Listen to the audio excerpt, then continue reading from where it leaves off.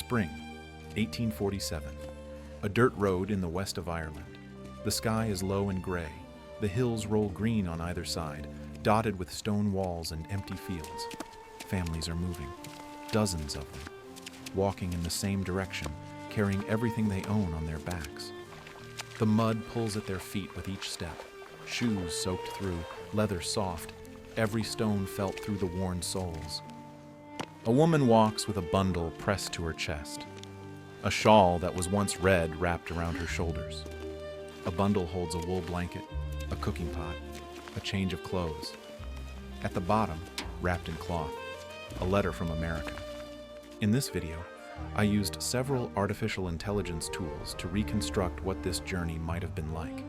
It's not perfect, but I hope it will give you a better understanding of their perspective. No one speaks much. The only sounds are footsteps, the creak of cartwheels, and the wind across the fields. At night they sleep where they can. A barn with dry hay, a churchyard corner, a stranger's floor by a turf fire. They walk for days. And then, one afternoon, the land falls away. The sea.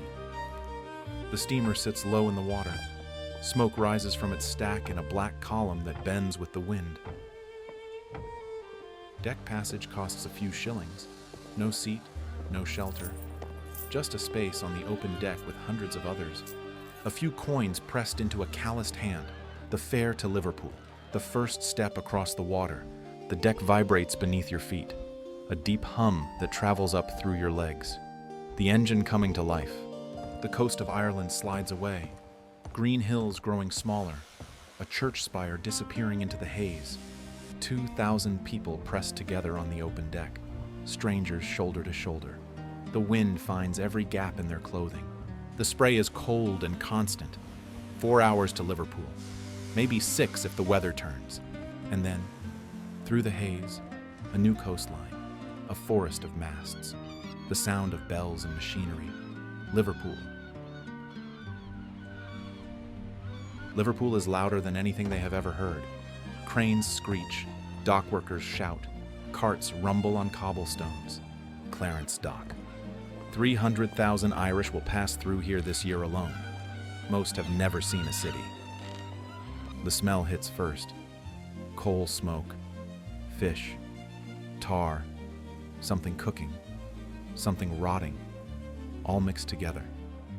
Men approach before you've taken 10 steps. Lodging houses. Tickets to America. Good rates. Trust no one, the guides say. The streets behind the dock are narrow, cobblestones slick, buildings rise on either side, brick and soot. A lodging house, 8 beds, 12 people. The mattress is straw-packed hard as wood, but there's a roof and a locked door. They buy provisions for the voyage, oatmeal, biscuits hard enough to hammer nails, a small barrel of water. Every morning they check the passenger lists. A wooden board covered with names and dates. Not today, not today. The day comes. The ship is larger than expected. 3 masts, dark hull, ropes thick as arms running in every direction. A line forms before dawn. Hundreds of people clutching tickets, families with bundles, old women with rosary beads. Cargo first. Crates and barrels swinging on ropes, disappearing into the hold. Then cabin passengers, then steerage. The gangway is slippery, worn smooth by thousands of crossings. At the top, a sailor checks tickets and points below. A ladder descends into darkness. The rungs are worn smooth. Each step takes you further from the light. The hold opens up. 2 rows of bunks stretching into shadow. The ceiling so low you cannot stand upright. A bunk, 6 feet by 6 feet. Wooden slats with thin straw, a number painted on the post. 4 strangers will share this space. The hatch closes above. The light narrows to a square, then disappears. The journey has begun. 18 inches of width per person. The ceiling is 4 feet above. You cannot sit up without hitting your head. Once a day, if the weather holds, the hatch opens. Fresh air hits like cold water. The cooking grates are crowded. Burgoo. It keeps you alive.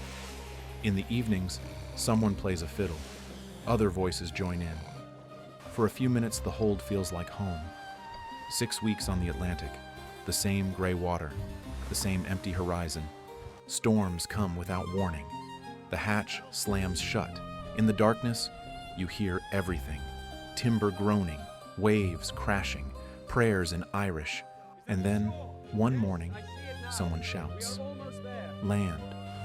A thin, dark line where sky meets sea. No one speaks. A woman wipes her eyes. A man falls to his knees. The ship slows. A small boat rows out to meet it. Men in uniforms climb aboard. Doctors, officials. They walk through the hold with handkerchiefs pressed to their faces. They look at tongues. They check for fever. Some are pulled from the line. The sick, the weak. They will go to the island. Quarantine. 30 days. Maybe more. Families are separated. A woman reaches for her husband. He watches her led away. No one knows if they will meet again. The rest wait. Hours pass. Finally, the gangway lowers. You walk down on unsteady legs, 6 weeks at sea. The ground feels strange beneath your feet, solid, still. The dock is chaos. Voices shouting in languages you don't understand. Officials pointing. People calling out. Men approach before you've taken 10 steps. Runners. They promise cheap lodging, tickets west, good rates. They lie. You clutch your bundle tighter. You keep your family close. You push through the crowd. This is America. The streets near the dock are narrow and dark. Buildings rise 5 stories high, blocking the sky. They call this place 5 Points, the poorest neighborhood in the city. But the rent is low, and you have no choice. A room. 12 feet by 12 feet. 3 families share it. 20 people. 2 beds. No chairs. The smell never leaves. Sweat. Damp. Smoke. The walls are wet. The floor is dirt. You find work where you can. Digging canals, laying railroad tracks, carrying loads on the docks. The pay is low. The hours are long. The signs say, "No Irish need apply." You take what you can get. At night, you write letters home. You tell them you are well. You tell them America is good. You send money when you have it. The money travels back across the ocean.